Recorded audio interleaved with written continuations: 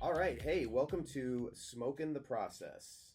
Smokin The Process. I'm Tim Nash. I'm here with my friend Matt Miller, who is the owner of Back 40 Barbecue. What's up, everybody? And Smokin The Process is, when I initially called it The Process, but then I realized there are so many podcasts out there called The Process. And since we're a small business podcast, that in our first season we're talking specifically about we're following Matt and his journey in small business through smoking meat and barbecue with Back 40 Barbecue. So now I'm calling it Smokin The Process, and we are here to help people who are interested in starting a small business kind of get an idea of how businesses can become successful. As a commercial real estate agent, one thing that I see is people who have a dream, they come into it with great big ideas, and I feel like the reality of starting a small business kind of sometimes crushes those dreams, and it can be very, very frustrating. And so I think with this podcast, my hope is that we help raise the veil a bit, help people kind of see the pathways to potential success and really getting their business up and running.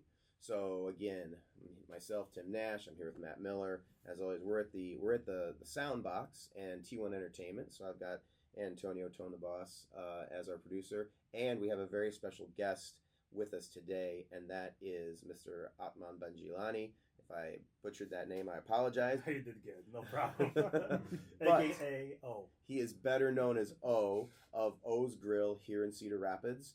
I hope that just saying that name, for those of you who are listening, you immediately got excited, because I feel like O's Grill is widely known throughout Cedar Rapids and the surrounding area. I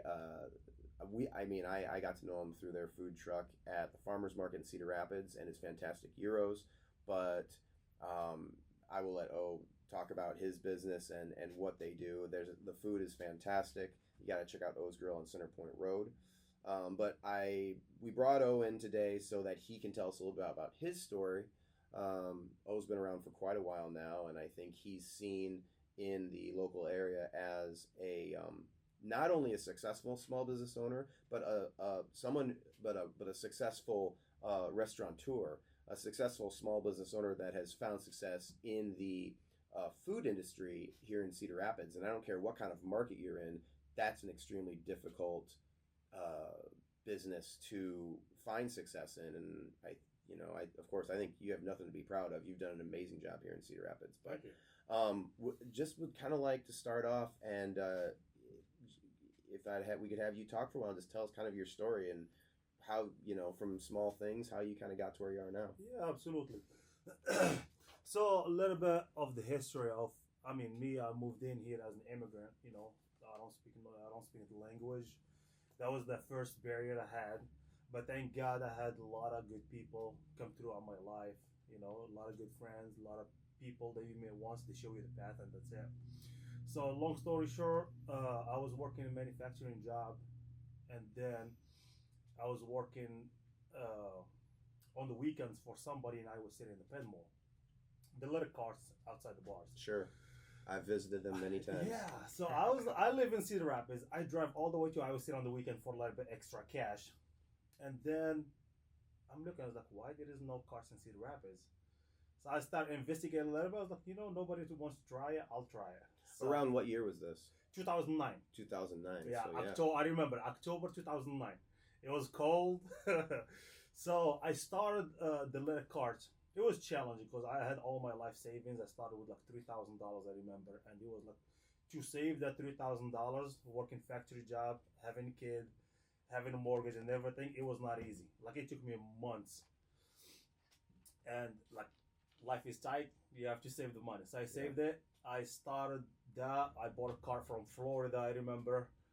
And they showed up, health inspection done, and then I went to get a permit. They don't have no regulations in Cedar Rapids. They gave me a peddler permit. So I was doing that every weekend outside the bars in Cedar Rapids. Every Friday, Saturday, sometimes Thursday. Cold winters, hot summers, so I never skipped a day. I never skipped a weekend. So and then slowly we start gaining popularity around people like 2 o'clock in the morning. Everything is closed. Back then, most of the bars didn't have kitchens either. So I was the only food source in downtown. So then 2015 rolled in. I got, thank God, the wife graduated from school. She became a nurse, so she can carry the benefits. So I decided to quit my job, my main job, and then sit down, looking at what I'm gonna do, a restaurant or a food truck. Then we decided on the food truck. Yeah. It's a food trailer. So I was the second food trailer in Cedar Rapids. I was gonna say you kind of when you gave me that year, I was like, oh man, it was nobody. Started the food truck scene in Cedar Rapids. Yeah, it was a shout out to my buddy Keeping Up with the Jones. He was the very first one. I will not take that from him, but officially nobody knew about him. I'm just kidding. So Keeping Up with the Jones was the first one. I used to see his truck, but I never knew where they were because like social media was not the best back then. And then we opened up, same thing. They don't have no regulation or nothing. I was parking in downtown back in the day in 2015. Before you park, you have to take permission from the store that you're gonna park in front of. They let you in, and then you take it to the city, and then they issue the permit. And then I don't want to name the name, but one specific business in downtown, they tried to sue the city because they thought I was taking customers from them. So we were parked. They thought I was taking customers from them. And then the city, they come together and then they come up with the regulations and the food truck laws that you know now. Sure. So, and 2000, so we got the derecho. Fast forward to the derecho, but I'll go back to 2015. 2015, like we talked earlier, it was a really, really hard year. Because you start, like in my mind, have you ever watched the movie Chef? Oh yeah, he goes from Did town you watch to town. it yet? I had started it. Yeah. You started it. Yeah, I've watched bits and pieces of it, but I've never seen the whole thing all the way through. I recommended that on episode 1. I recommended they watch Chef. Yeah, he goes and he opens the window and there is a line. So I went to Florida to get my food truck, my food trailer. So I got it from Georgia, but I ended up doing like a week in the East Coast, like seeing how does it work. Like in Florida, they block streets every day. For example, they're gonna block Collins Road from here to here, and there's like 20, 30 food trucks. And then the following day, they go somewhere else. The following day, somewhere else. And then they have areas where they have parking designated just to food trucks. Wow. So you can go, and there's food trucks all over. Coming to Cedar Rapids, that's what I had in my mind. I was like, okay, I'm gonna go. I'm gonna open the window. I'm gonna make money. So I came in. I remember exactly the first day we sold 54 meals. The following day it dropped to like 25. We opened October 15th of 2015, and then within 1 week we start selling like €6 a day. So it went from like 54 to like 6. So and slowly keep going, like it went like that for months. While that's happening, somebody's coming after you saying that you're stealing their customers. They're like, you're not allowed to be in downtown anymore. And one of the things that we talked about in the past is one, and I think that you're a really great example of this, is we always talk collaboration, not competition. That's true.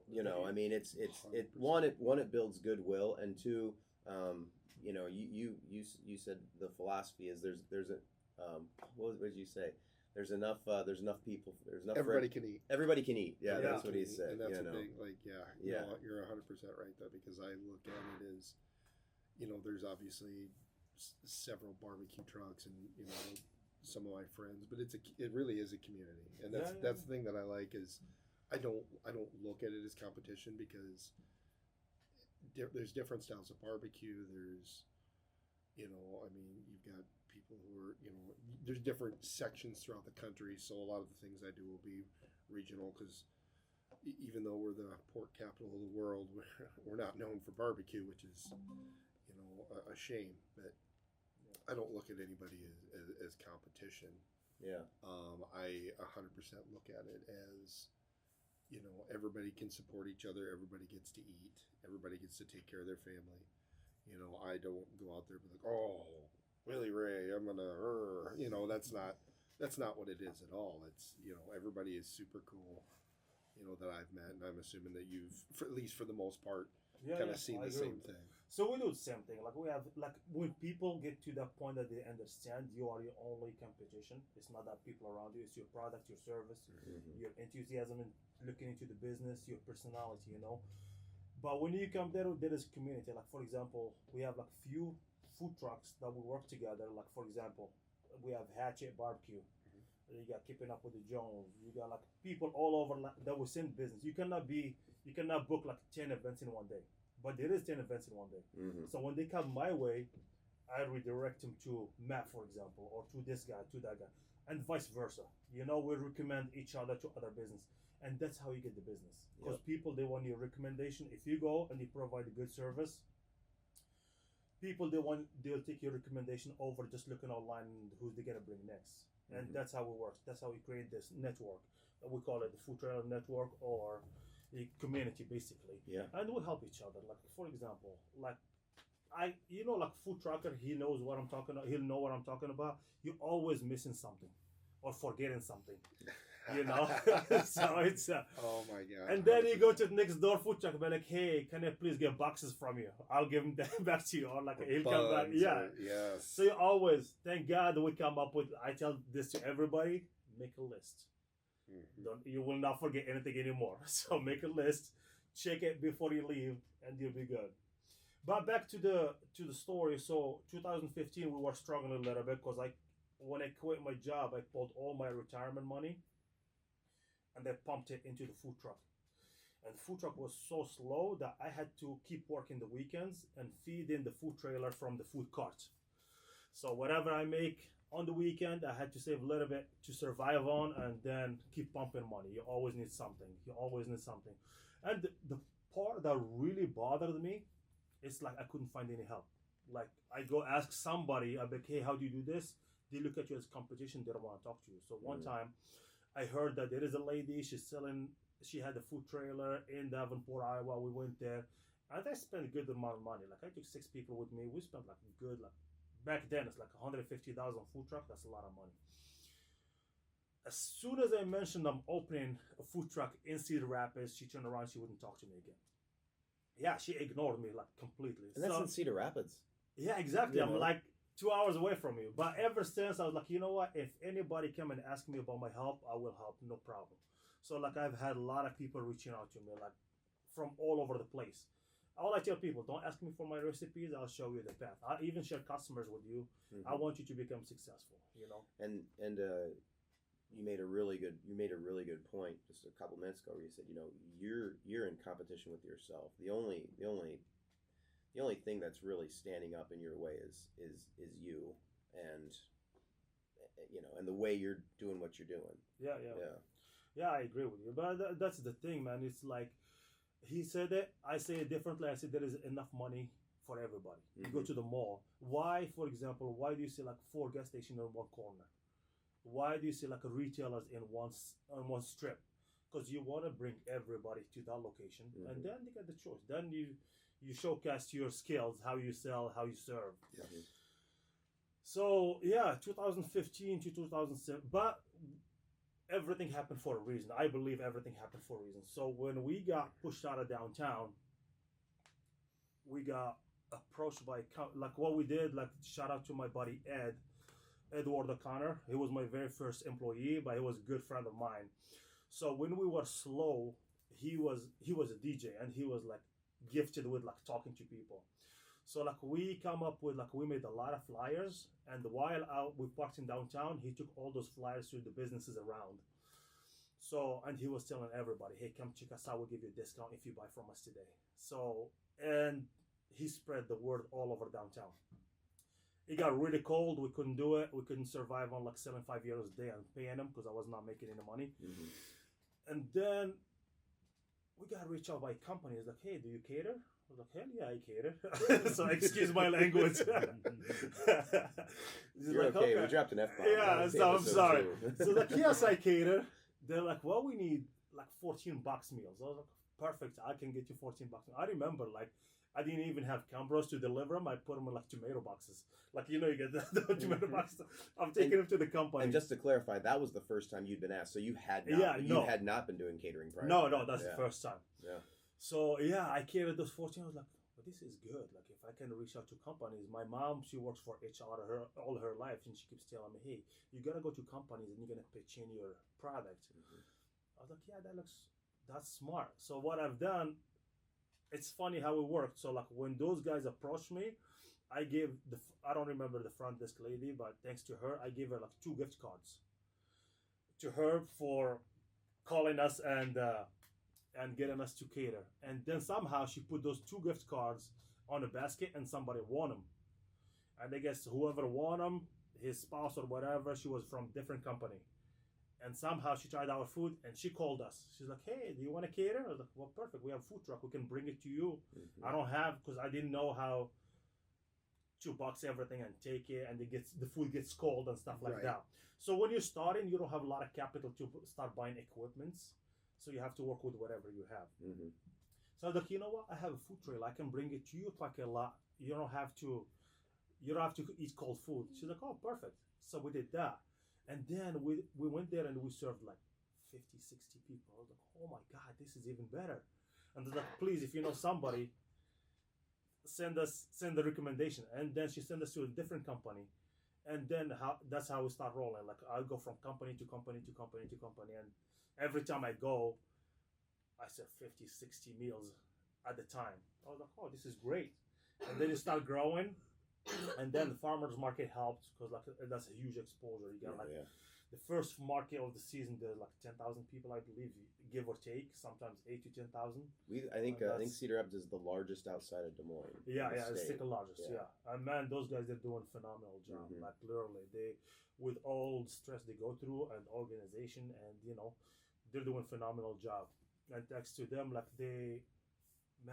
but like everything happened for a reason. So like, my very first farmer's market, I'll rewind it back because I was doing the cart before the trailer. And then somebody is like, you need to try the farmer's market. I was like, oh man. And then I reached out to them. And they're like, yeah, perfect, just come in. They made the process so easy. I don't know, maybe I'm a lucky guy. I really don't know. So they made that process so easy for me that I didn't have to do much. Like, I just showed up in the middle of the season. They're like, oh, perfect, come in. And I guess they liked my product, and ever since, I think we're coming on the 10th year of the farmers market, or the 11th year, somewhere on there. But those guys are like amazing people. And so fast forward to we hit the derecho. It was bad for everybody, but we did a lot of. I think that's what helped us a lot too. So shout out to my buddy Ernie from Cedar Valley Outfitters. He's an amazing human being. So the derecho hit, and he was literally the only guy calling to check on me. He's like, how you doing financially? I was like, man, you know how it is. I have food truck. Like, thank God the garage where I was storing my trailer, I have a lot of food that's gonna go to waste. He's like, you know what you can do? Come over to my parking lot and you can serve. I'm like, all right. So I pulled so the product doesn't go bad. So I showed up in there. He did some advertising on social media. Man, he's a nice human being. Anytime I showed up to his parking lot, he does a giveaway. Like he gives like a gun or a knife or something from his store just to help me make money. So then somehow KCRG find out that we have the food truck open, and the restaurants, they were closed. Everybody didn't have power in their houses and everything. So they came in, they interview us, and I was like on camera. I was like, if you have money, if you don't have money, come and eat. The following day, we showed up in there. We had like probably 150 people waiting to eat. That's awesome. And how many of them didn't pay? Exactly. They were all like expecting no money. Like, oh, really? Yeah. So, I mean, I would say like 20% paid. But then got to this lady, I don't remember her name. So like in the process, I went to her and I was like, bro, I don't know if I can do this. Like giving free food to everybody. It's like, you cannot do that. And then thank God to this lady, she showed up. She's like, I want to pay it forward. She gave me $20. I was like, that's a good idea. And then we start promoting it. Pay forward for somebody that doesn't have meal. And thank God we we collected enough money to serve everybody without if they didn't have money to pay. So, and we went to a lot of neighborhoods, so we didn't just stay there. So, and then while we were doing that, we had this organization is called World Kitchen. They go to disastrous area where there's like hurricanes and stuff like that, and they serve free meals. And we did like 5,000 meals through them. But in general, we end up serving 8,000 meals that season of the derecho. So, and a lot of them they were free, but people paid forward, you know. So we started a program. I mean, we didn't profit, but we made sure everybody had enough to eat. And and then COVID hit. After that, we survived a little bit, and then COVID hit. Jeez. And then, man, like COVID, I remember like it was the day of St. Patrick's Day, and that is like usually when I do the food truck, my first day of the season is St. Patrick's Day. So I invested so much in that. Like I bought the products and everything, and the night of, they're like, "Yep, everything shut down." I was like, "Oh my god!" So I'm in contact with the health department and everything. He's like, "You know what? You're mobile. You consider it as a takeout." I was like, "Oh, sweet." So I still can park, and she's like, "Yeah, you cannot serve people from the window, but you can be there and you can take it to their cars. Like they can call, they can order, but you can take it to the car." And again, my buddy Ernie from Cedar Valley Outfitters, he stepped up big time. So he hired a friend of his. So Cedar Valley Outfitters, just to clarify, they're over by you where you live, right? They're in the Marion, on Grand Ave. Okay. Man, he's amazing human being, man. Like he's an angel from God. That's what I keep telling people. He came in, he was helping me and helping his friend at the same time. He called his friend that he hired, because I was like one-man show. I cannot pay somebody to just run the food, you know. So he hired her, and he was paying her good money just to take the order, bring it to the trailer, and deliver it. Wow, that's amazing. It's like an amazing guy. Like I will never forget his favors, man. And then we did that for a while, and then the word spread that we're serving food, and like we couldn't keep up. So we were all over, and then the restaurant happened. So I started looking for. I was like, okay, I'm gonna need a commercial kitchen. So I couldn't just like go shop, prep, sell, shop. We talked about it earlier. A lot of people just see 2 hours. We're gonna touch on this later on, but like 2 hours or 3 hours they are opening, it turned into like 12, 14, 16 hours days, you know. So I couldn't just keep doing that. I needed some refrigeration space. I was looking at commercial kitchens, and then we come across the one on Center Point Road, and I was like, you know what? My dad is like, "You have space. Why don't you open a restaurant? You always want to open one." I was like, "Nah, it's a lot of work." I was like, "Just do it." I was like, "All right." So we did it. And again, man, like a lot of people come through my life that I'm very appreciative of. Like we had friends, like we called the contractor. You know how it is when you have like food truck, you don't have a lot of money, you don't have a lot of capital, you barely make enough to survive, to live. But at the same time, the good thing about it is the freedom. Like me and Matt talked about it earlier. You get the freedom to go to your kids' activities. You can do a lot of things that you cannot do if you're working 8 to 5 job. Doctor appointments, a lot of things like delays, like today, for example, for kids. You can do those things when you have your own operations. And so we did that. We opened it, and then my friends. So we called the contractor to see how much it's gonna cost us to remodel, and it was like $190,000. I don't have that kind of money. Right. So thank God I called a friend of mine. He's a union carpenter. I was like, "What you doing?" He's like, "Literally, I just got laid off yesterday." I was like, wow. I was like, I have a job for you.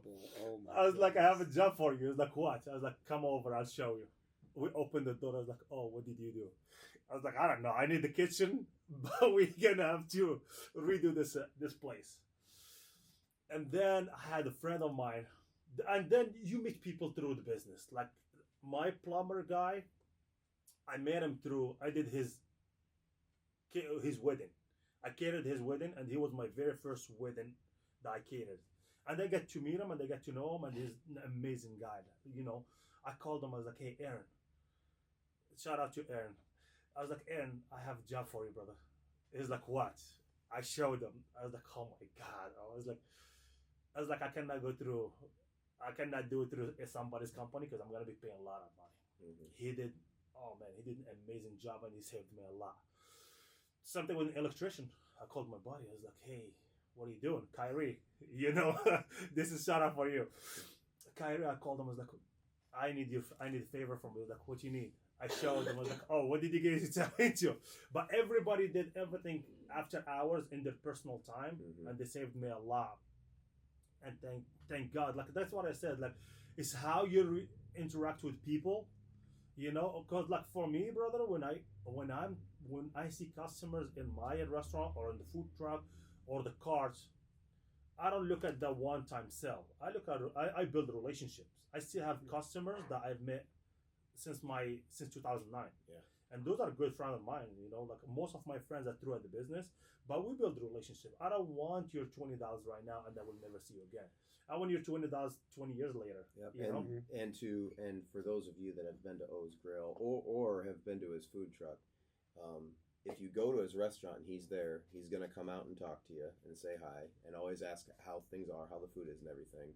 And then I've been to your food truck where you've served me, and always smiling, always has a good word for you, always wants to make sure you're enjoying the food. I mean, you inserting your personality into the business and showing people that you care about them and that you're trying to build that relationship with every single customer. I mean, that's I don't know too many other small businesses where I've encountered the owner almost every time I go to the business. Right. So, No, yeah, and that- it's very impressive, and I think it's extremely effective too. You know, it's you have to serve the people. You know, like Yeah. when you get, they call it hospitality business for a reason. You know, if you're not hospitable, and that's part of our culture too. As a Moroccan, that's the culture. You come to somebody's house, we show love through food. You know, like you come, for example, to my house, me or especially my mom, she gonna put like a lot of food in front of you, and she always gonna push in front of you, eat. You know, so. But that smile, man, like we said, like you build relationships. I know lawyers, I know, you know, but here is the thing. Don't never look down on people either. You know, like you treat the generous same way you treat CEO of company. Mm-hmm. And that's integrity. You know, like you have to show that respect to everybody. And you never know who you're gonna meet who you're gonna need later on down in life. So that's my thing. And life is too short to be mad or not smile. It And is. I heard this a long time ago, and it stuck in my mind, brother. Like I'll make it short. So one guy, he drives to work every day at 8. He drives back from work at 5. So anytime he's driving, he look at to the side and he see one guy smiling and he waves at him. And in the way back, same person, he smile and wave at him. He was fast enough, like for 3 years, he was going that route every day. The person smiling, in the way back smiling. So the gentleman who drives back into work decides to go grab coffee and knock on the door. Then he find out that the kid that he was waving at him, he's like have some certain kind of disease or whatever. And he said his favorite part of the day is that wave and smile from that guy. So you never know what that one smile can do to another person. Do not underestimate the power of smile. You know, I can make your day with one smile. One more thing, like this struck me really hard. You know, like the Golden Bridge, a lot of suicide happened in the Golden Bridge. So this one investigator or like detective or whatever was talking about one guy was going to commit suicide, and he left a note in his hotel or house. In the note, he said, "I'm going to commit suicide. If somebody smiled at me or said hi, I will turn around and go back to my place." The guy died. Nobody talked to him. You know, like it doesn't hurt. You smile, it's free. Yeah. You know, smile. Say hi to somebody. That's the good thing about the Midwest. You go to the East Coast, nobody talks to you. You know, the Midwest is really like that. Everybody friendly, talk to each other. You know, like my kids make fun of me. It's like, what do you call everybody brother? I'm like, we're all brothers. You know, he's my brother. He's my brother. He's my brother. So why not spread the love? You know. Exactly. And there's one thing that I've discovered, and I do a lot of work with veterans and suicide awareness among veterans, but really it's suicide awareness in general. And one thing that I've noticed is and I get it when I go to daybreak, when I go to our daybreak meetings a lot. If you get out there and you're with people and you're engaged and you're involved in your community and you're having conversations with people, it does amazing things for your mental wellness as well. So it's not just like you're serving others by giving them that smile and by being that person, but I also find that you're really serving yourself because it helps your mental health in amazing ways when you're engaged with your community and you're out there talking with people. Absolutely. Yeah, no, it definitely fills your heart. And that's much like you were saying. That's how I express love is through food. Learning from my grandmother and my mom. It was, you come in and you're getting food shoved down your gullet, whether you want it or not. But it's like, it's just that even more so than just like making the food, but seeing the enjoyment in somebody's face and, their genuine appreciation and seeing their eyes roll back in their head and they're like, oh my gosh, that's so good. That's the thing. That's the best part about doing what we do, because you're 100% right. It's about the interaction. It's about building relationships. It's without the people that I've had in my life to help me, I'm not anywhere, and that's the thing is like you learn those valuable lessons about how to treat people and how to be respectful and be respected, and it's 100% what it is, because the thing is when it comes right down to it, you're not necessarily selling a product, you're selling yourself, you're selling your humanity, you're selling your love to somebody, and that's you might be buying a gyro or a brisket sandwich, but you're gonna get love in every bite, and you're gonna feel that warmth and that, I don't know, it's eating a hug, I guess. Yeah, that sounds kind of weird.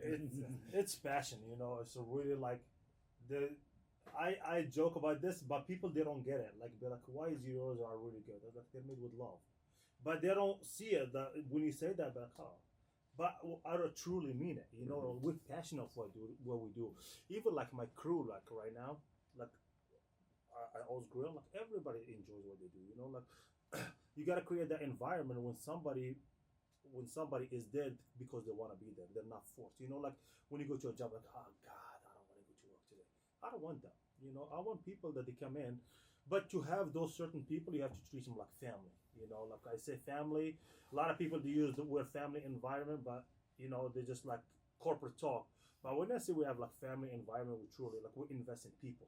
You have to invest in your team, your people, so that way they carry the same vision you have. Like you said, you come to, even if I'm not present at the restaurant, my team will give you the same service as if I'm there. Oh, you're gonna get greeted by friendly. you're gonna get greeted by smile. People are friendly.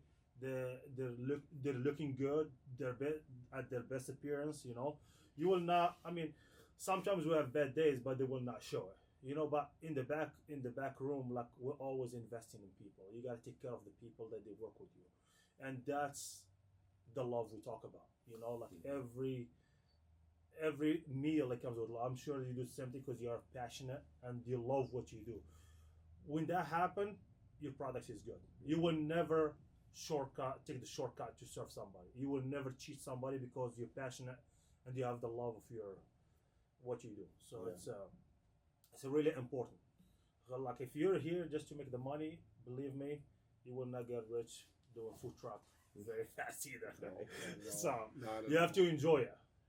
So we've kind of gotten up to the present where now you've got your restaurant and are you still doing catering? Yeah, we have the restaurant, we have the food truck that we use it on the season, and we have the catering line, and then we have the product that goes in store.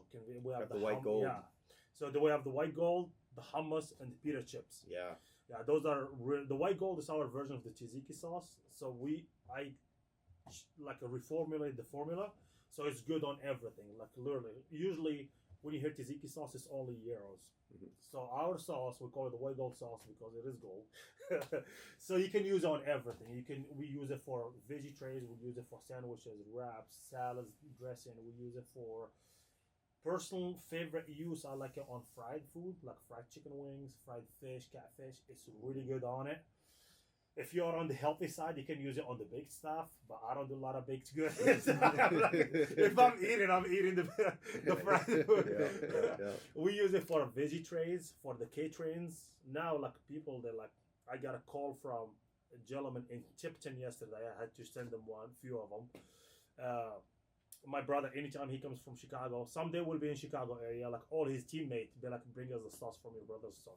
So like when my brother comes in once a month or like once every other month, like I make sure I ship enough to Chicago. So someday we'll be big. By now we have like 13 stores, mainly Hy-Vees, Marion, Cedar Rapids, Coralville, North Liberty, and Iowa City. And we have the Matthew 25, the corner store as well. Oh yeah. New Pioneer Co-op in Cedar Rapids, and O's Grill, of course. That's great. That's great. So man, you're really expanding. Yeah, and looking at every facet of how you can get your product out to. I mean, you just got a lot of different delivery methods. Yeah. You have to, like, again, it's like this is service with people. Like some people in Iowa, because we take the food truck to Iowa City.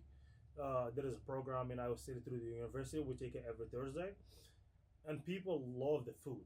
But then some people, they cannot drive all those Cedar Rapids, but they always ask for the sauce. Mm-hmm. So that's part of it. Like they can just go to Hy-Vee and grab it. So it's making it easy for people.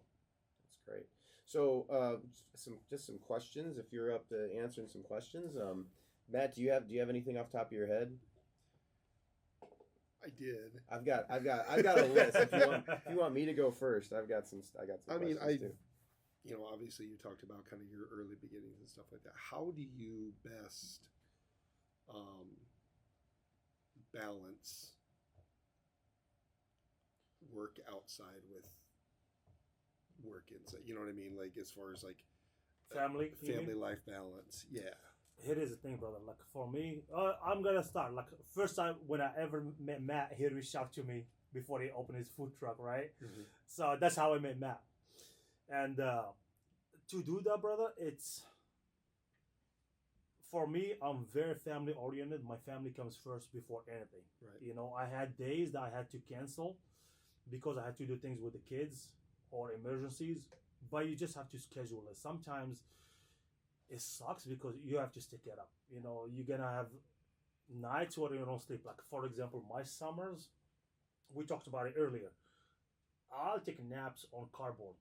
You know, like I pile up cardboard, take a nap, and go like event to event. Cause like, you know how it is. Like the food truck season is very short, and you have like July, August, mid June, July, August, and maybe September if you're lucky. Right. And those are the grinding months. So like I do lunch, dinner, and most of the time I don't have time. So like I work lunch, turn around, go work dinner, and between.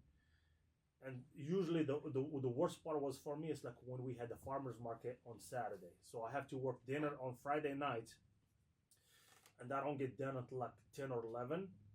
And then I have to clean, and I have to turn around and get up at 3 in the morning. Yep. So that stinks because I don't go home. Sometimes I will take a nap inside the trailer or like next to it. And then when we had the warehouse, I put like a big couch in the office of the warehouse, and that was like nap time for me. But most of the time, brother, like family will come first before anything. I hate, like, thank God we don't cancel on people. I hate to cancel on people. And I've done that at the early beginning when I was just starting.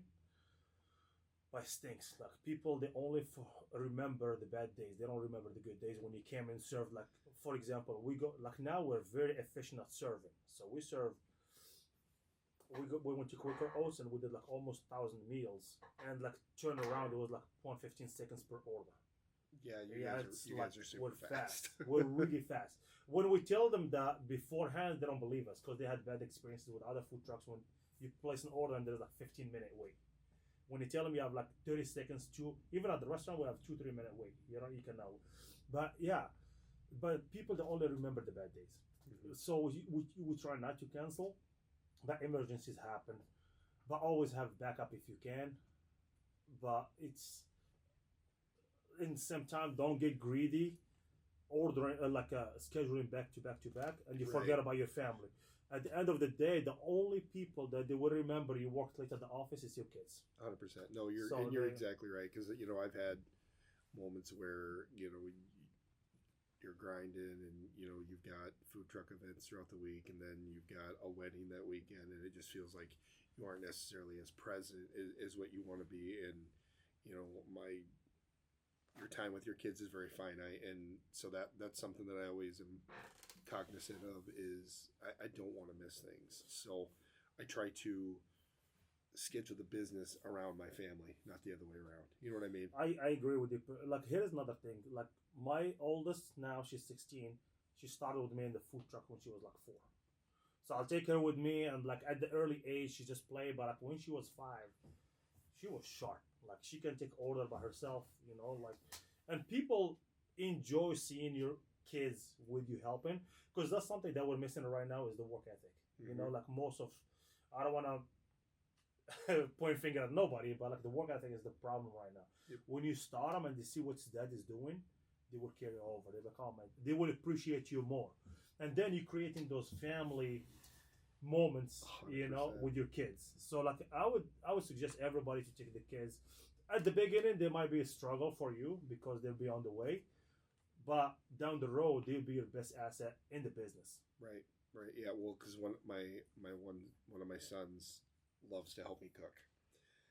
We'll be making mac and cheese, and he's got the whisk in a big pot, and he's always asking what he can do. And, hey, Dad, can I put a piece of wood on the fire, and that sort of thing. And at one point, he was talking to his teacher. It was their last day of school, and she was asking him, all right, so Blake, what's your future look like? And he goes, I want to take over my dad's business. And you want to talk about, like, it was getting dusty. Yeah. And that's, and obviously his mind is going to change 5 million times between now and then. So I don't put any pressure on the kids to do anything like that. But, it was a proud moment to hear that from my son, and all the kids. They're my little taste testers. That was good. So they make sure that dad's food's on point, and I'm not messing around, especially that smoked mac and cheese. I gotta make sure that that's always money. That's good because the kids are very honest. What I'm saying? 100%. Like, they'll tell you how it is. Mm-hmm. They don't. And another thing that we're talking about family, brother. Like they say, who's a successful person is not the one who has a lot of money or a lot of wealth or whatever. The successful person is the one that comes home and his kids greet him at home. The first people on the door is your kids. Yep. The successful person is when you're 70 and your kids are like 20, 30, they still want to hang out with you. They don't want to be with your friends. That's success. Because money comes and goes. You could be 100%. wealthy, but you'll be depressed because you have no family. Mm-hmm. There is people they have to keep that into consideration. Like, I don't care about the money. I don't care about the wealth, but I care. My kids, they see me as a hero from day one. They open their eyes, Yep. And I have 2 girls. I guess set the bar high for the next guy who's gonna come in. Yeah. So he's gonna have to compete with me, Absolutely. So you gotta show him who's the true man, like looks like. You know what I'm saying? So you're a hard worker, you're smart, you're genuine, you're happy. Those are the things that kids would remember, and that's success for me personally. That's success. Oh, I agree. So it's I not. agree. I love that. Yeah, because that's the thing is I want my kids to have somebody that they can look up to and say, that dad set the bar high, and these are the expectations that I have. And the thing is I don't care what they do in their life. I just want them to do their best, to be the best at it. Correct. You know what I mean? That's the most important thing. I just want happy, well-adjusted kids that, they're good people, and that's the priority, 100%. So, that's like dreaming is for free. Dream big. Don't dream small. Right now, your kid, for example, said he want to take over your business. You're doing the hard work. You're starting from ground zero with nothing. Mm-hmm. Someday it will be worth something, and your kid with newer generation and the newer technology, they can take it somewhere that you never thought they would take it to. Right. That's if they want to keep that, of course, in the mind. But if they would change their mind, that's the problem with like the food business, especially like you and I situation. kids, they see how hard we work, but they don't want to do it. They're like, no, I'd rather go get a job where I can get paid 20, $30 an hour than doing this, because they see the struggle. But if they're smart enough, you build the foundation. You already did the hard work. They don't have to. Right. You know, they And can take it somewhere else. And I think one thing too, to have those conversations with their kids, and just a little picture of how the sausage is made. My son Colin is in the studio with us because his school is delayed, so I brought him with me. And one thing and he's only 8.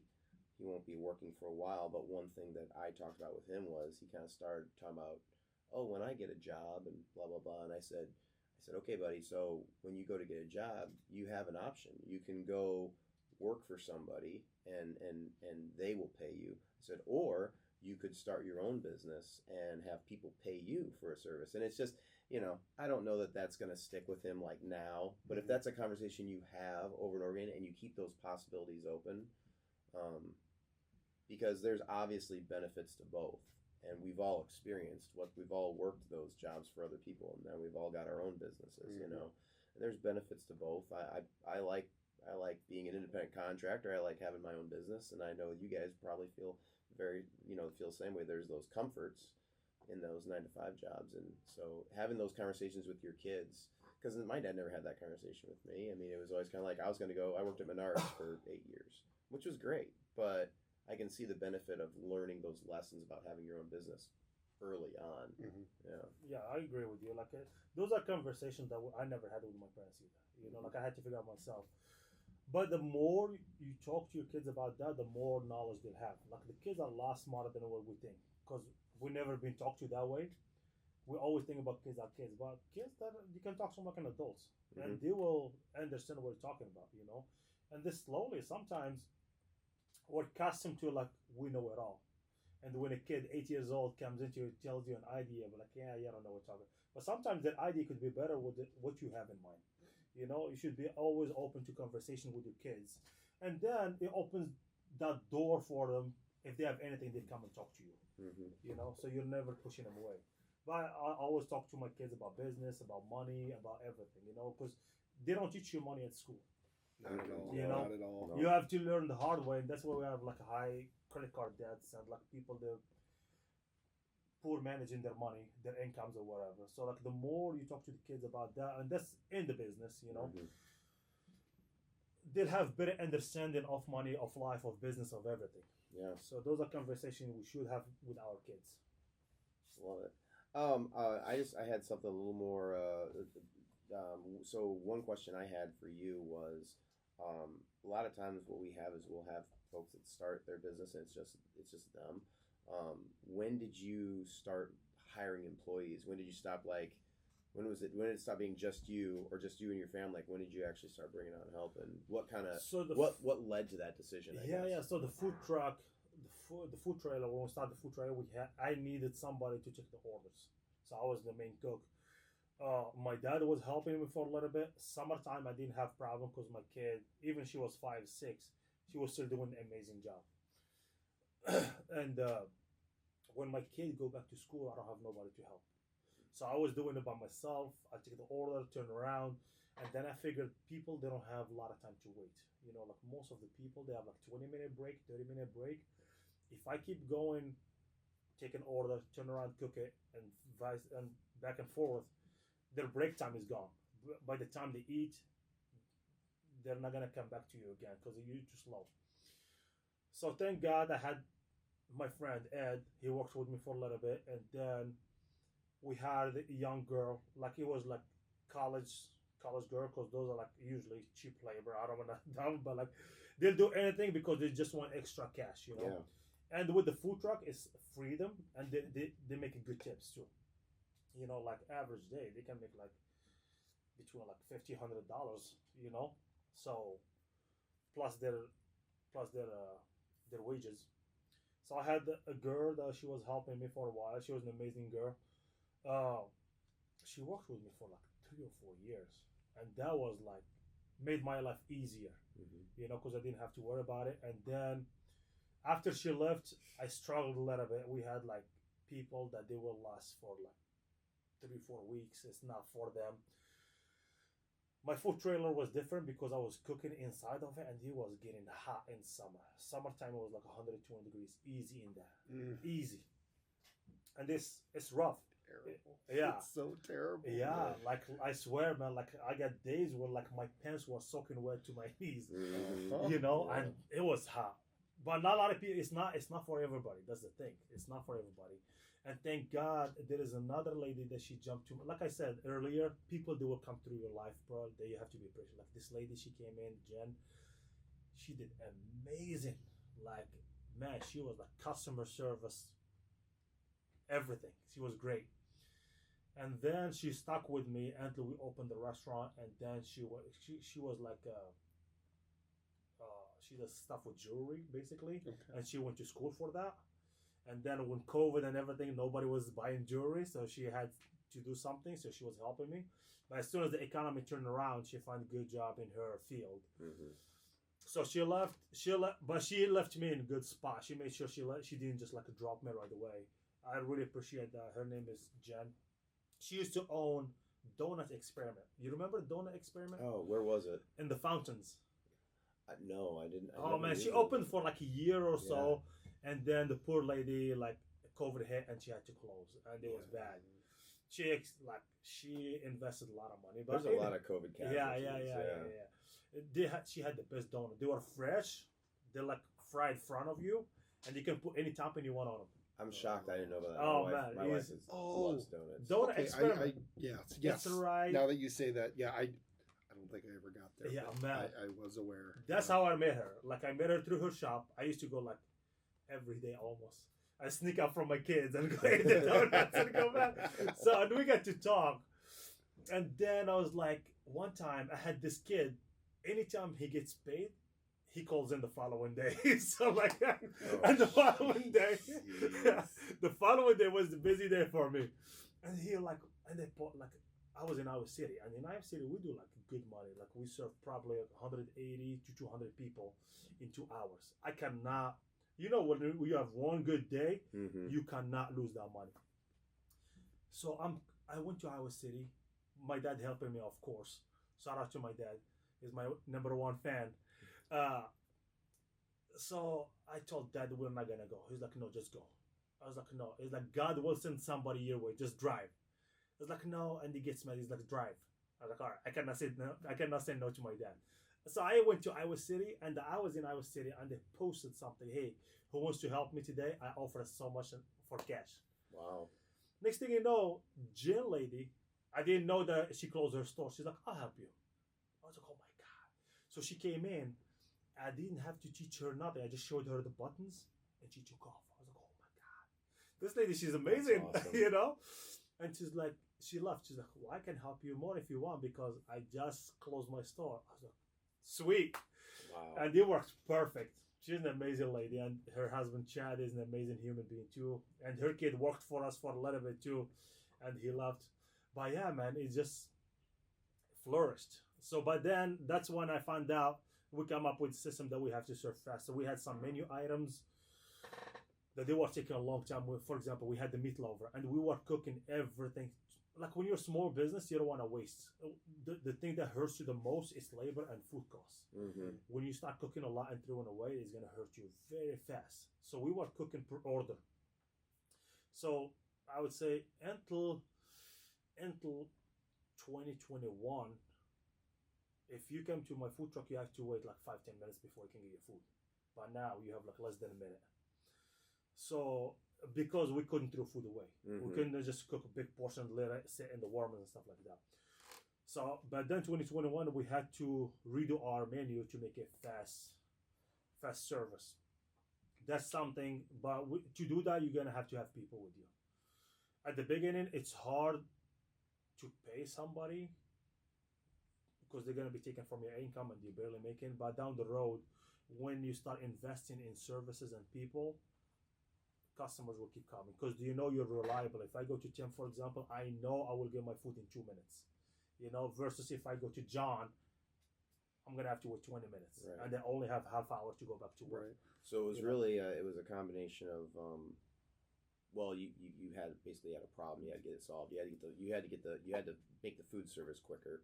So there was an issue that you said I need to hire on for that, and then also it was I had it. It was it was that investment. It was almost like you were able to you were able to change your business model a little bit in that you could serve people quicker. People serve quicker, higher more customers. But the thing is, serving quicker, that doesn't mean low quality. We still serve good quality food in a good, timely manner. I think we value your time. So yeah. if you come in, it's all comes back to the customer. You want to make the customer as happy as possible. Yeah. We do our best. Sometimes we're gonna fall short, but we do 99% of the time. We're doing the best to serve you at the best time. I think the obstacle that small business owners wrestle with, and you said it just a couple seconds ago. You said it's the cost. It's difficult to know that, okay, I've got one more thing I have to pay for now. I'm already paying for this, and this, and now I've got that one more thing, so I got more money going out the window. And I've been hearing parallels this entire time between your story and what O's told us. But one of the parallels I've heard is working with your friends, working with your family, and having them help you. Huge. I've got to help Matt with one shift. I'll help him more this summer as it comes along. But I've gotten to help Matt with one shift. But I know most of the people who do work for you, they're friends that are 100% donating their time, and they get a meal. And if we're lucky enough to be serving out of the Sweet Cheesecake parking lot, we get some cheesecake too. Yeah, we get some cheesecake. And so it's kind of like, when do you make that leap from using your friends and family to, okay, now it's time to hire that employee? Yeah. Friends are for example, my wife, she did a lot too. We worked like countless nights, and the poor lady, she was nurse, working 12, 14-hour days, and she turned around and helped me. I got a lot of friends, man. A lot of friends helped me. My friend Robert Holden, man, he did a lot of things for me. Like, he just show up and be like, okay, I got it. Like, he'll set up a lot of friends. But you should never forget those friends. Like, you should feel good when you give than when you receive. Yeah, we're all gonna receive sometime, but you should be able to give and feel happy. For example, like when my friends showed up to the restaurant now, they don't pay. That's good. Right. You have to appreciate those people. And that was a problem. Here is another thing. Well, that could create a problem too, because if you know a lot of people and you have like 20 of them show up in one day, you're screwed. Yeah. It was a rough day. Yeah. I have this, the girl that I told you she works with me, the young girl, her name is Amanda. She used to be a gym partner. She did an amazing. One time we were working, and she was just sitting in the back and counting how many free meals I'm given. She's like, oh, if we keep going in this rate, we're not gonna survive. She's like, literally, today you give almost like $400 of free food. They only made $200 money-wise. I was like, I can't. Those are my friends. She's like, from now on, you're never gonna be on the window. I will be on the window. You go back there. She's like, I'll give discounts, but you're never gonna get back on the grill. Oh. Yeah, exactly. Because I tried to get the break from the grill, and she's like, nope, you go back to the grill. But a lot of friends and a lot of family, man. I'm sorry if I don't mention all of them, but I got a lot of friends. You call them in the last minute, be like, yep, I'll show up for you. And most of them, if they're truly friends, most of the time I try to offer some money, they would not take it. They know you mean well and they mean well. Those are true friends. And some of them, I don't talk to them for years, but if I pick the phone and call, it's like we just talked yesterday. Oh yeah. And those are like, I'm very appreciative to all of them in my life. So, and their wives helped and everyone. Like, now I'm thinking like about days when I call my buddy, be like, hey, can you come help me? He's like, nope. Well, let me see if my wife is not working. Yeah. And she'll show. She's like, what do I do? Oh, I was like, all right, just whatever you can do, please. Yes. Well, we've been talking for a while, and I think we're getting kind of close to being finished up here. One question I have, because one thing that especially I see this in the restaurant industry, and I want to make sure we cover this topic, is this is from the perspective of somebody that doesn't know the food industry and doesn't I get the impression a lot of times that, and usually it's a restaurant, they'll open their doors and they don't seem to have a marketing strategy or a marketing plan of any type. We've opened our doors, we're ready to serve you, and people are just going to come. and those are the ones I think that my wife and I, we pay a lot of attention to restaurants coming and going in the area. We really try to eat local. We don't. That's what we're all about. And so it's just kind of a thing. And I'll say to my wife, it'll be morning. She's on her way after work, and it'll be on Facebook. Usually it's on Facebook. I'll see it, and I'm like, oh, such and such is closing their doors, and she'll say, no, I'm not surprised. And it's usually because there's been almost zero marketing plan. So I guess that'd be something I would want to ask you about is what is your marketing strategy, and how do you make sure that people know where to find you, know that you're open, know how awesome your food is? So for a while, I'm not the best at social media, but like for a while we'll post on social media where we're gonna be. So usually with the food truck, when I just had the food truck, I'll post like the weekly schedule and that's it. And maybe like when I pop into the job, I will take pictures and post it. But that's like old traditional way. And down the road, we had to hire a company. Shout out to Jake, STO. So they've been doing an amazing job.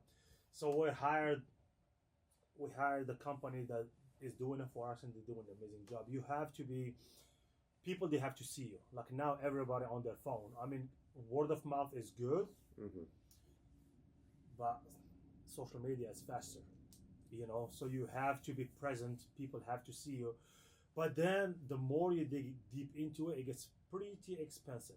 So you have to watch out and play with your budget if you can. Like speaking again, our kids are very smart with tech. So give them this task and they'll do it. Gather the information for them, get the pictures, the videos. They're very good at editing, posting. That's their generation. Our generation, we saw the internet comes to life. We've seen the old giant computers, So we've seen them both. But the new generation, they open their eyes in there. Like they started using computers from kindergarten. Most of the kids, I mean, my oldest didn't get a phone until she was 13. My youngest, 9, she doesn't have a cell phone. But I know there is parents that they're giving cell phones to their kids. And they're very good at doing stuff. So let your kids help you with that as well, as much as possible. But like you said, like you nailed it. A lot of people, they open the doors, but they don't have no marketing strategy. Because if you're a cook, it doesn't mean you're gonna be successful. If you're like business guy and you don't know how to cook, you're not gonna. A restaurant or like the food industry, you have knowledge all around. You have to be the marketing guy. You have to be the sales. You have to be the cook. You have to be the manager. You have to be everything, the security, everything. But social media plays a lot, and then the customer service too. If you got people talk and you want that, you don't want bad reviews, you want good reviews. And if there is bad one, you try to solve it as fast as possible. Reach out to people, and people love it when you reach out to them.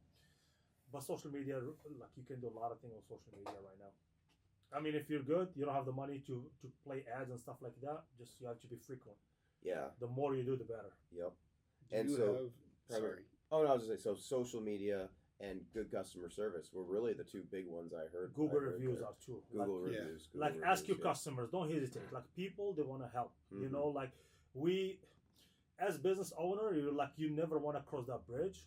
You never want to look like, oh, I'm asking too much.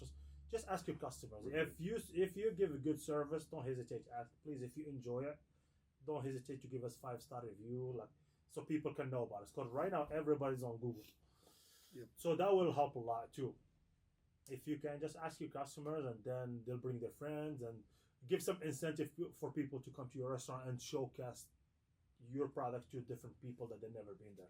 How do you feel most seen? On what platform? Do you feel like Google? Do you feel like Facebook, Instagram? Like what do you feel like has been the biggest asset as far as marketing strategy? Both to you. You wanna hit Google is huge because people all the search, like let's say for example you're driving, you want to eat, your right restaurant near me, and this is gonna pop up. So that's for that reason, that's Google. And then you get people just scrolling, like you said, Tim. You're scrolling, you see a restaurant. That's your Instagram, Facebook. Now TikTok is getting very, very huge. A lot of people finding you on TikTok as well. Yeah, TikTok can generate a lot of. My only problem with TikTok is that you'll get a ton of views. It's not always local. That's the thing. Yeah. That's the thing. But but you get a lot of the thing with it is time consuming. Like to edit all the videos. Like with, for example, Facebook or Instagram, you can snap a picture, write a caption, and you're done. With TikTok, you have to do a lot of editing. If you're not good at it like me, it's gonna take hours to do one good video. Yep, it might not hit. So, but it doesn't. I mean, if your kids are pretty good with that, I might as well just put them to work. You know, Definitely. they'll enjoy it. They'll enjoy it better than cooking or serving with you or cleaning or whatever. So, most of my stuff is Facebook. I haven't utilized Instagram as much as what I should. And of course, what you do now, like if you open Instagram page and you connect it, you start posting on Instagram and tie it to your Facebook. Whatever you were gonna just do for Facebook, you put it on Instagram and automatically goes to both. Okay. You know, and your Google, you have to start asking your customers, brother. Look I mean, this is what I've done. Most of my customers are on my phone book, you know, because they're my friends. So from when we had the food trailer before we opened up, I had like 6 or 7 like Google reviews, and that takes everybody that we served. So to keep it honest, like I did not just reach out to people that I don't know. I text everybody that we served or been customer before or whatever. I was like, please, if you ever enjoyed O's Grill, go and share your experience with us. Within overnight, we got like 100 reviews. Nice. Overnight. That's awesome. You know, but you're honest. You know, you want that honest opinion. But the thing is, again,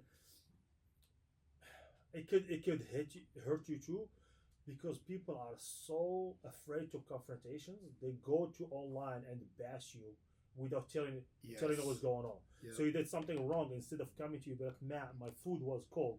Can you please replace it? Which is for you. You're going to be more than happy to do so. Absolutely, and you might give them extra or give them free meal or whatever. Right. They will not do that, but they go home and they wait 2 days. And 2 days later, they post something about you. You don't even remember it. Yeah. And then when you reach out to them, they will not even talk to you. Yeah. Well, I say, and you had mentioned earlier that you always reach out to the ones that if you get a bad Google review, you'll reach out to them and we always do that. And 99%, like sometimes they will not talk to you, but there are some genuine people that they'll talk to you and they remove if you make it right, they remove the bad review and everything. Well, sometimes it's a misunderstanding. Correct. Or you know, it was just like that one time out of 100 that just. You know, you might have screwed up for what you know. You know, that always happens. Yeah, I mean, but those but you have to make it right. You know, with human errors, there is room for errors. But like I said, like I tell my employees all the time, my teammates, I'll be like, hey guys, even if we're doing 99% good, I'm always looking for 1% that is bad. Not to bash you, but there is always room for improvement. You know, when I walk to the restaurant, for example, I see things that it cannot be seen by a normal customer. Because you know your business, you see it, and you point it, and they're like, "Oh yeah," but like we should always look we should always look for the thing that it could hurt us before it happens. Yeah. So, yeah, so that's the thing. But rely on your social media a lot. So people like, especially now, catering season, you have to promote heavy on that. Food truck, if you ever taking your food truck somewhere, like post the weekly schedule and then daily, like before you go, like get up in the morning 7 o'clock, reminder today we will be at a certain place. That's what I was doing, and it was helpful, because if they call you and you're serving, you're not gonna be able to answer your phone. Right. So it happened to me a lot. I forget to post the where you at today. I'll text. Yeah. You've got text like where are you at today? I'm hungry. Yeah, I got that is one thing that I've got to get better at is making sure that I'm cognizant, because I just feel like there's so much. You're prepping, you're cooking, you're getting everything ready, you're lining everything up, and then all of a sudden it's like, hey, nobody knows what you're doing, man. What are you doing? You know, it's just one of those things where, you know, I've got to be more cognizant of it, and I've got to put that in a routine to make sure that's just as important as anything else that I'm doing. I'm just old and I curmudgeon, and you know, now you can schedule posts on Instagram, so you can schedule it a week ahead of time. When you know your schedule, you'd schedule posts on Sunday, for example, right, and they will pop in on Monday, and they will go for the rest And of the it's week. like you said, it's not like you're editing a video. You're literally throwing something up there saying, here's my weekly schedule, and you can do that on whenever you're down, whatever day you have downtime. And Right. you're sitting on the couch. I will do most of my editing, and I'll do while I'm doing nothing. You know, all these yeah, other yeah, like, right. all right, I can work on social media right now. Yeah. So, So yeah, picture of the trailer, picture of the food, and post it, and boom. yep, Hopefully, you make a lot of business. exactly. Well, Matt, did you have anything else for O? The only other thing I had is how do I steal that Iowa Hawkeye Kirk Ferentz event from you? No, I'm Well, just messing with you, brother. here is the thing. Back to the community. Literally, I'm sitting one day. Another food trucker called me. Mm-hmm. Shout out to TC Bones, a barbecue truck. He called me. He's like, "Oh, what are you doing?" I was like, "Nothing." He's like, "I'm gonna put your name to the Hawkeyes." I was like, "Okay, sure." Next thing you know, I got a call from the Hawkeye coordinator. He's like, "We want you to be in the stadium." Like, sweet, I'll be in the stadium. I showed up to the stadium. They liked the service. The players. I'm not a big football fan. I really don't know much about football. Like, people giving me a hard time. Like, my buddy Matt Kinney from the radio station, from the iHeartRadio, is like, he watched my video. I put like 15-minute video, and the player would come to me. He's like, "What's your name, sir?" I'll talk to him. "What's your name, sir? What's your?" He's like, "That's Zach so and so. That's so and so. What don't you know the name?" I was like, "I don't know, bro." You know. So, and then they like the service. The players, they liked what we do, and then they recommended us again. And That's then awesome. they did the Coach Ferentz house. Yeah, I saw And that. then That's we've been awesome. doing it for 3 years. Wow. It's just the service, you know, like, Yeah. and you never know, like, in this journey, man, you never know who you're gonna meet. You know, I've met a lot of successful people, and it's like, successful people, they want to help. You know, I showed up to one gentleman house. He called me. He's like, "Hey, I'm late for catering. Can you make it happen?" I was like, "Sure, I'll make it happen." Within one day, I showed up to his house. I served them the good service and everything. He liked what we've done for him, and then I started talking. I'm always getting conversation with people, Mm-hmm. and we connected. And then next thing you know, we're going for a coffee shop. We're drinking. I mean, not drinking. I don't drink. Obviously, we're drinking like coffee and stuff like that. But he's very down to earth. Even like when they're busy schedule, they'll find time for you because they see that you're passionate, you're eager, you want to grow. And those people, they will never look down on you. You know what I'm saying? They're not gonna, "Hey, Matt, open tray." You know, some people they just don't want you to be better than them. They want you to do enough. As soon as you go better than them, they start hating on you. Yo. The people on the top, they will never look down on you. If they can help, they will help you. And then I'll ask him any question randomly, and he'll direct me to his network too as well. So like, the more people you meet, the better it is. So Yeah. it's really. No, I just wanted to give you a hard time because I saw you doing that, and I was like, I would give my left leg. You know? to be there right now. It is a thing. It is a thing. Next time we have it, if they call us next year, come jump in. I'll give you O's Grill shirt. Come help me. There you go. And you meet all the players. You meet the coach yourself. There we go. So there we Yeah, go. man. I love it. There you go. I love it. keep me up to it. So I'll I will do bring it. some merchandise to be signed. There while you I'm go. there. For real, for real. That's awesome. All right. Well, hey, I like I said, we could probably go for another 2 hours. It's just we could go on for. This forever. is awesome. This I is- know, yeah, this is. I do like it. But gonna start wrapping things up. One thing that I just wanted to comment on real quick was I just saw so many parallels in what O was talking about and what we've talked about over our past few episodes. I saw, you working with your friends and allowing your friends to help you. That's a huge element that I've heard from both of you. I saw that love through food. That has been a theme throughout the last 3 episodes that we've had. Also, creative financing. You both used retirement plans to buy your food trucks. He got a pension from Target when he left Target, and he used that to buy his food truck. So creative financing.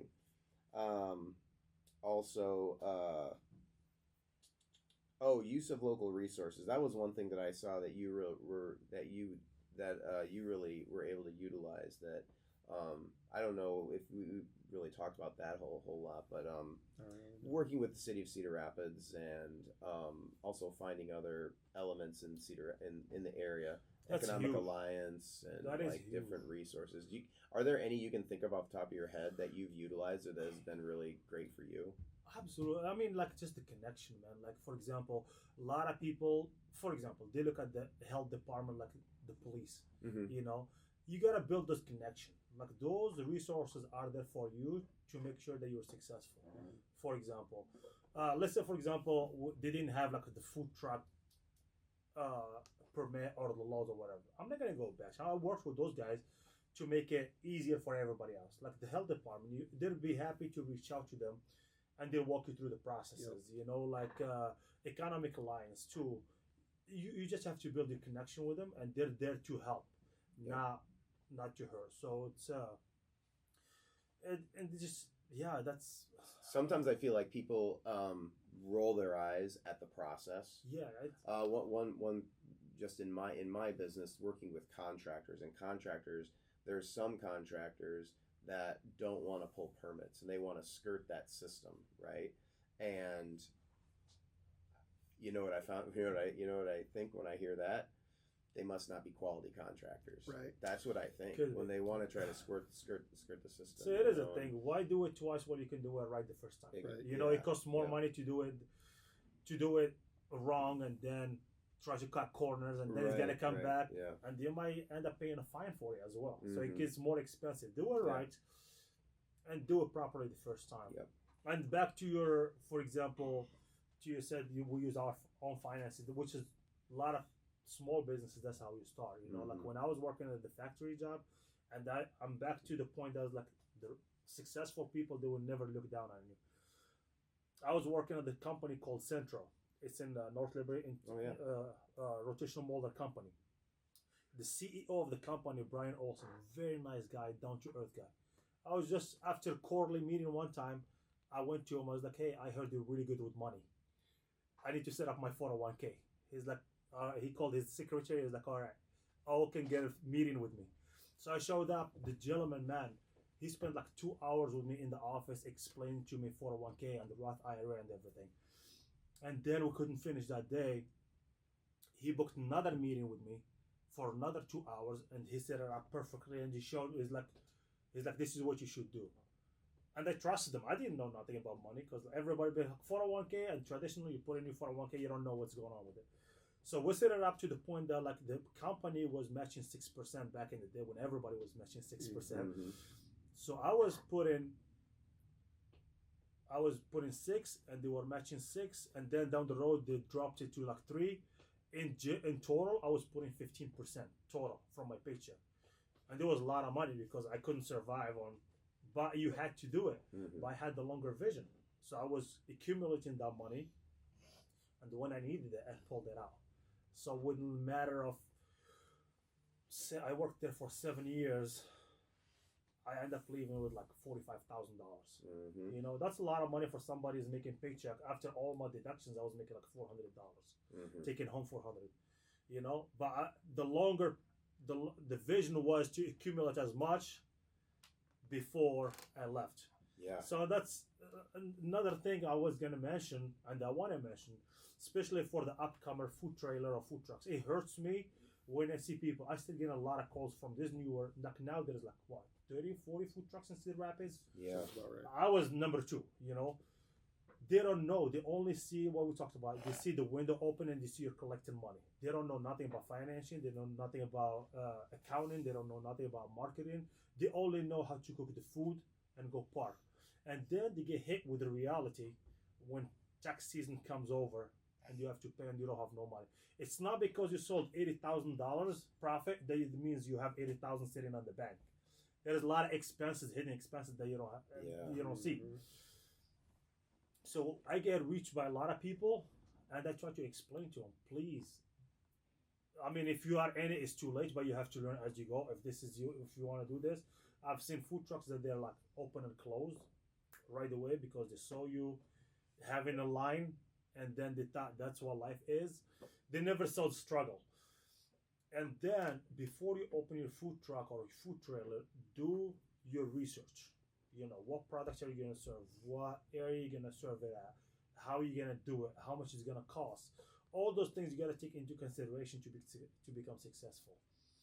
Other than that, if you just dump your money and expect it to, like me, what I did, like you open to expect it to open and sell, and you're gonna be rich, it's gonna be. Yeah. I don't want to crush your dreams, but you're not gonna go very far. So it's not easy. so do your research, like Matt did. Like before you opened, did you reach out? Like, what kind of when did you ask me like when did you start hiring people? Yes, Yeah, I did. like, and then when did you transition from the cart to the trailer? Yeah. And how confident were you and this, that, and the other? Yeah. Yeah. See, like you have to do research, and believe me, like a lot of food truck, a lot of good people in the food truck industry, they will help you. They will tell you what's going on. Yeah. You know, just have a nice approach. Most of them, they're not gonna have no issues telling you.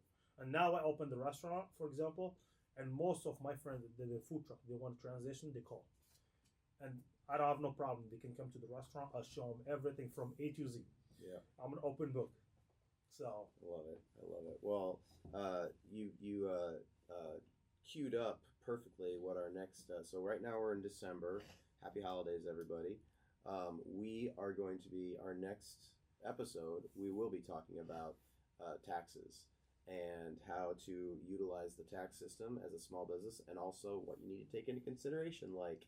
If you're getting paid, Uncle Sam's going to take some of that. So don't be spending all that right away.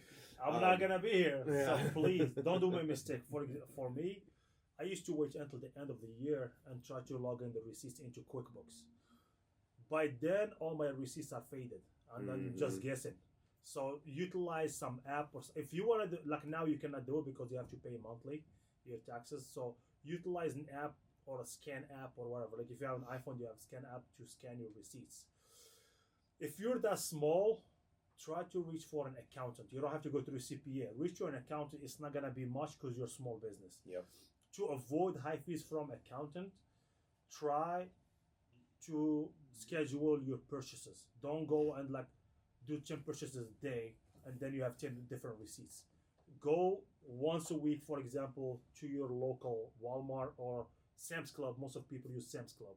Go to your Sam's Club, go whatever. Go to Walmart, get whatever, and you have 2 receipts a week, maybe 4 or 5, versus 10 receipts a day. That's so to keep your cost low. Yeah. Those are things that you have. In this industry, you don't count the money by the dollars; you count it by the pennies. You know, because it adds up quick. Your food costs, like it goes up, it never goes down. You know, so it goes up quick, and before you know, you spend a lot of money. So for tax purposes, please, it's like. I wish if somebody told me this, because when I transitioned from doing it myself to an accountant, she had to spend 6 months fixing my mistakes, and it cost me thousands of dollars. Oh my gosh. I'm not kidding. Yeah. Like it cost me almost like $6,000 to fix 3 years prior to whatever we want. So get an accountant. I mean, you can work with local. There's a lot of retirees that just want to do it on the side. Sure. You know, they can help you with stuff like that. And you said happy holidays, so please be nice to everybody and help. If you can help somebody, this is the season of giving. Please give, and you never know if you can make somebody's day. If you don't have money, give time. If you don't have time, give a smile, and be generous with everything you do. Yep. No. Yes. Likewise. Yep. That's a great place for us to end on.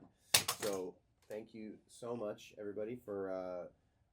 Coming and hanging out with us. I'm Tim Nash. I'm with Matt Miller and O from O's Grill. Thank you so much for being here.